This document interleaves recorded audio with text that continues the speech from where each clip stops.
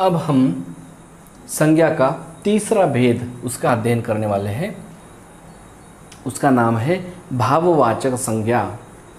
भाववाचक संज्ञा से तात्पर्य है कि जिस प्रकार व्यक्ति के जो अंदर भाव होते हैं, व्यक्ति के अंदर जो भाव होते हैं, गुण होते हैं, स्वभाव जिसे हम कहते हैं, या फिर व्यक्ति की खुद की अवस्था होती है, उसके आयु के अनुसार बचपन वाली अवस्था, जवानी की अवस्था, बूढ़ापे की अवस्था, यह सब आता है व्यक्ति के बारे में, यह सब आता है भाववाचक संज्ञा में, है ना।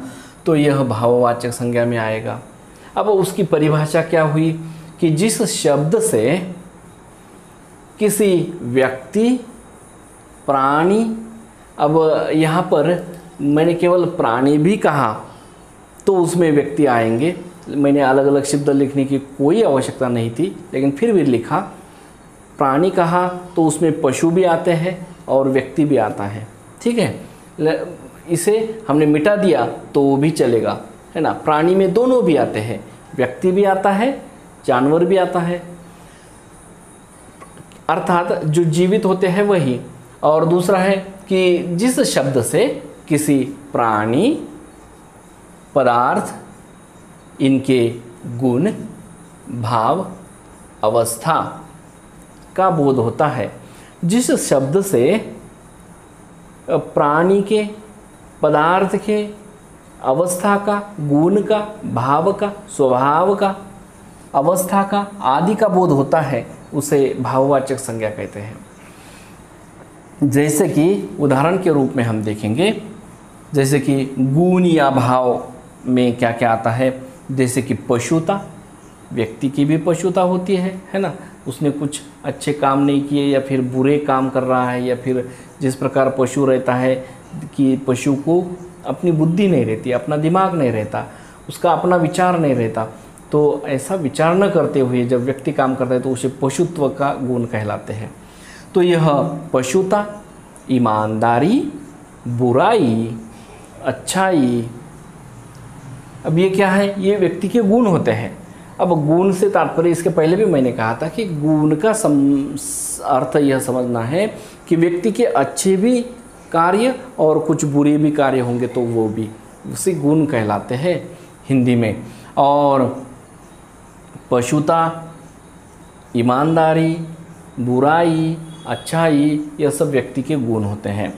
फिर है व्यक्ति के जो अंदर के भाव होते हैं, किस प्रकार से। अब देखिएगा, भाव, इस शब्द से भाव कोई, जिस प्रकार ये गुण होता है ना, और गुण कैसे व्यक्ति के कार्य से ही पता चलते हैं कि उसका गुण कैसा है। जैसे कि कोई बुरा काम कर रहा है तो लोग समझेंगे कि इसके गुण अच्छे नहीं हैं। लेकिन भाव जो है पहचानेंगे कैसे, कि भाव चेहरे पर समझ में आ जाते हैं। जैसे कि अब मैं हंस रहा हूँ तो वो हंसी के भाव है ना। तो देखिए, भाव, क्रोध वाले भाव, तो ऐसे भौएं तान कर कोई देखता है तो क्रोध वाले भाव। तो क्रोध, घृणा, प्रेम, थकान, आज़ादी, हंसी, वीरता, शूरता, साहस आदि सब ये भाव है व्यक्ति के। तो यह भाव, अब कभी कभार जानवर के भी भाव होते हैं कि यह वीरता दिखाकर किसी दूसरे जानवर के साथ में उन दोनों का युद्ध होता है, वह हम कह सकते हैं ऐसा। या फिर उसकी जो घृणा होती ये क्रोध होता है, जानवरों का भी बाहर आ जाता है। भाव पहले चेहरे पर या फिर उसके हाल चाल पर से समझ में आ जाते हैं, और तब कहीं जाकर वो कार्य करने लगता है, तब वह गुण ही बन जाता है उसका। अब ये जो भाव है क्रोध का, पहले उसके चेहरे पर आएंगे, लेकिन अभी जानवर रहा तो जानवर अपने सींग दिखाने लगेगा, नाकों से उसकी हवा जो है, वायु जो है, जोर जोर से फुसकारे मारते हुए बाहर आ जाएगी, और अपनी जो पैरों की जो उसके पैर जो होते हैं तो वह नीचे ज़मीन पर पटक कर उसको घींचने लगेगा। इस प्रकार से वह शुरुआत के जो उसका जो भाव होता है जानवर का भी, वह उसके अंदर जब बनने लगता है तब मात्र वह कुछ हरकतें दिखाने लगता है और उस हरकतों से उसके भाव समझ में आ जाते हैं कि क्या भाव है, उसके मन में क्या चल रहा है और अब वो क्या करने वाला है। अब ये भाव या गुण हो गए। अब हमें लेना है कि अवस्था क्या होती है व्यक्ति मतलब व्यक्ति की, या फिर उन